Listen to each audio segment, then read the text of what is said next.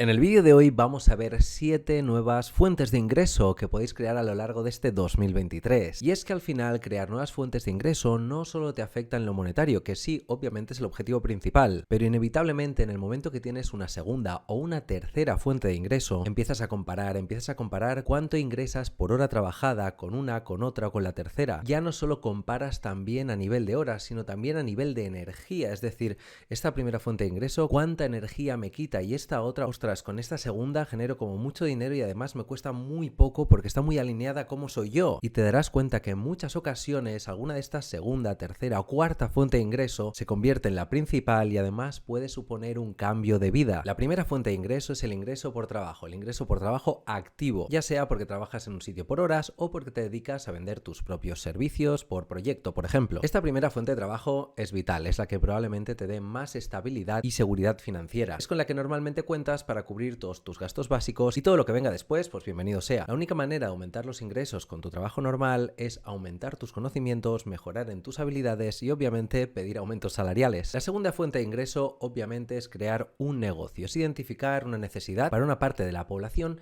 y tú ofrecerle o un producto o un servicio para solucionar ese problema concreto. Aquí hay muchos tipos de negocios que sirven y por favor, no escuchéis lo que digo y digáis solo puedo hacer estos, sino que darle un poco una vuelta a todo lo que yo os comento para ver cómo puede aplicar en vuestra vida, porque hay mucha gente que tiene un montón de ideas de negocio que no están dentro de estas 7 fuentes de ingreso, pero que realmente por un lado o por otro lo puedes coger y aplicar. Como yo por ejemplo hice con el e-commerce. Yo lancé un Kickstarter, lo tenéis subido en el canal, hay un vídeo en el que explico cómo generar una empresa sin productos, sin dinero y sin absolutamente nada, y esa es la empresa que ahora mismo me permite tener el estilo de vida que yo quiero. Ahora mismo se convirtió en e-commerce y además lo estamos haciendo crecer a nivel offline vendiendo en muchísimos países. Ahora tenemos distribución por más de 20 países en tiendas. Otro tipo de negocio podría ser, por ejemplo, montar una agencia de marketing donde tú coges a empresas que no tienen ni idea de marketing digital y tú, conjunto con tu equipo, les ofreces esos servicios para que ellos escalen y hagan cada vez más grandes sus negocios. Otro tipo de negocio podría ser crear un canal de YouTube, como este mismo que estáis viendo, o un blog. Lo bueno de crear un canal de YouTube, por ejemplo, es que cada vídeo que subo se puede ver hoy, mañana, dentro de una semana, dentro de un mes, dentro de un año, y cada vez que una persona ve ese vídeo, a mí me pagan una parte de los anuncios que YouTube te pone cuando los estás viendo. No penséis que es mucho dinero porque quizás son 7 o 8 dólares mensuales, es decir, es absurdo, esto lo hago porque me encanta y gracias a mi empresa no tengo que hacerlo por necesidad, sino porque me encanta enseñaros cómo aumentar vuestros ingresos, vuestros ahorros y vuestras inversiones. Si os gusta eso, por favor, regaladme un like, que me encanta haceros estos vídeos y espero que os sirvan de mucho.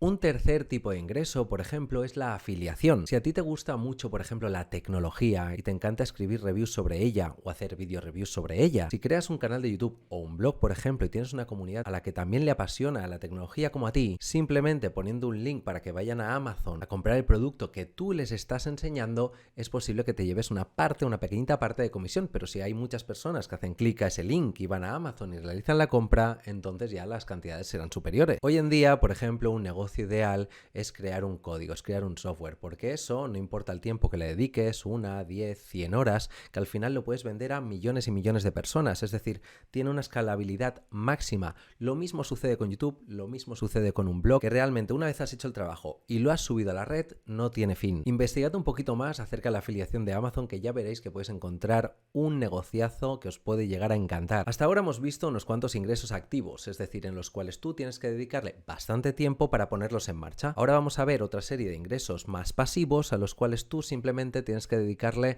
un mínimo tiempo de seguimiento o de iniciación, pero luego ya ruedan solos. El primero de los ingresos pasivos son los intereses. Para mí es uno de los ingresos pasivos más seguros que hay, porque os voy a hablar de los intereses que os puede dar un estado como por ejemplo España. Después de la subida de los tipos de interés tan alta que hemos visto en estos últimos meses, ya que es la única herramienta que están tocando ahora mismo los políticos para bajar la inflación, la renta fija cada vez se ha vuelto muchísimo más interesante. Y no solo la renta fija, sino que también hay productos bancarios basados en renta fija que también tienen unas rentabilidades bastante decentes. Contando que la media de la bolsa o de la renta variable anual está alrededor del 8 o 9% de crecimiento, tener una renta fija del Estado del 2-3% está muy bien, sabiendo en este caso que España es muy probable que acabe devolviéndote ese dinero. Si estuviéramos viviendo en un país con una política un poquito más complicada en estos momentos, una situación económica un poquito más complicada y pienses que dentro de un año el país ha entrado en bancarrota y no te puede pagar, ahí sí que tendría un poquito más de cuidado. Pero por ejemplo en España, si vamos a la página web de la deuda pública, vamos a ver que las letras que van de 3, 6, 9 o 12 meses, es decir, el tiempo que tu dinero va a estar en manos del Estado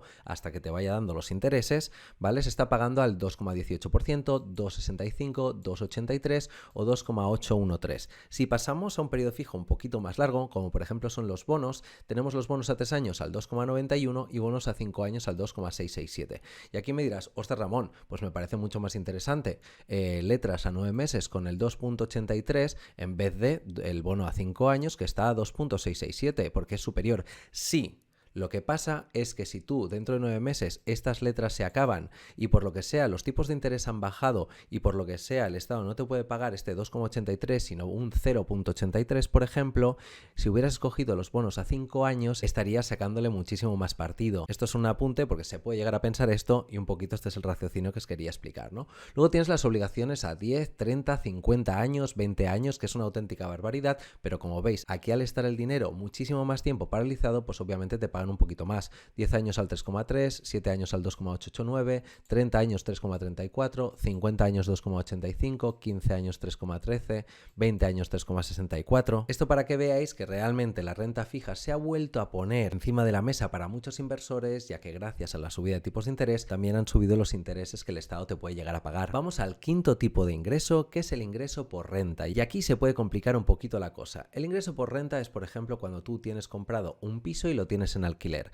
Esa persona, tu inquilino, te está pagando no solo la hipoteca, sino que te está dando un beneficio cada mes que te sirve para tener pues un estilo de vida un poquito mejor o para tener más ahorros o reinvertir en más inmuebles. Y aquí hay mucha gente que me dirá, hostia Ramón, pero yo no quiero meterme en la movida de comprar un piso, de reformarlo, de buscar un inquilino. ¿Qué pasa si se me va? ¿Qué pasa si no paga? Hay muchas soluciones para esa parte, pero yo os quiero comentar la que para mí es la mejor. En caso de que os interese la inversión en inmuebles para vivir de renta, de la misma manera que tienes fondos indexados y también tienes ETFs, tienes otros productos financieros que se llaman REITs que tienen la obligación de devolver el 90% de los beneficios a las personas a las que le hayan invertido. Son empresas que se dedican 100% a coger dinero de personas como tú y como yo, invertirlo en inmuebles, sacarle unas ciertas rentabilidades y repartirlo entre todos los inversores. Suscribíos porque os voy a hablar de REITs, os voy a seguir hablando de ETFs, os voy a seguir hablando de fondos indexados y si queréis invertir sin apenas tener conocimiento con un riesgo súper diversificado y de la mejor manera que al menos yo creo que es posible, por favor suscribíos y darle al like porque más contenido de ese tipo os voy a dar. Y el sexto tipo de ingresos son los ingresos por dividendos. No sé si lo sabéis, pero hay ciertas empresas como podría ser Coca-Cola o Apple que cada X meses o cada año reparten unos dividendos por los beneficios que han tenido a todos sus inversores. Y eso está muy bien porque comparado con aquellas empresas como por ejemplo podría ser Tesla,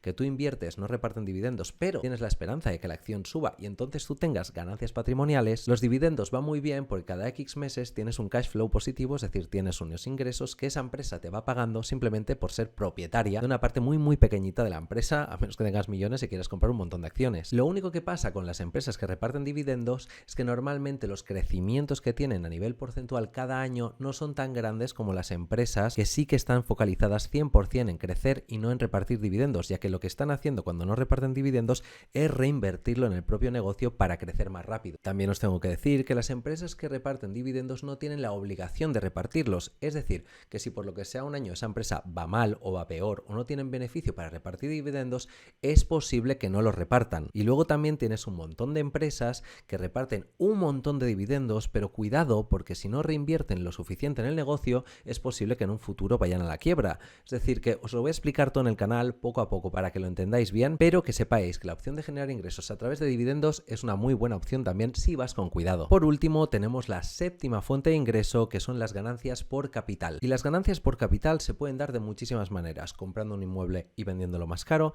comprando unas acciones en bolsa y vendiéndolas más caro, comprando unas Bambas Nike que ahora están súper de moda y vendiéndolas más caras. Hay gente que va a la tienda, se compra unas Nike por 150 y hay un mercado de Nike de segunda mano que alucinaríais de coleccionista, que hay Nikes que se pagan a 1.500, 2.500 o 3.000.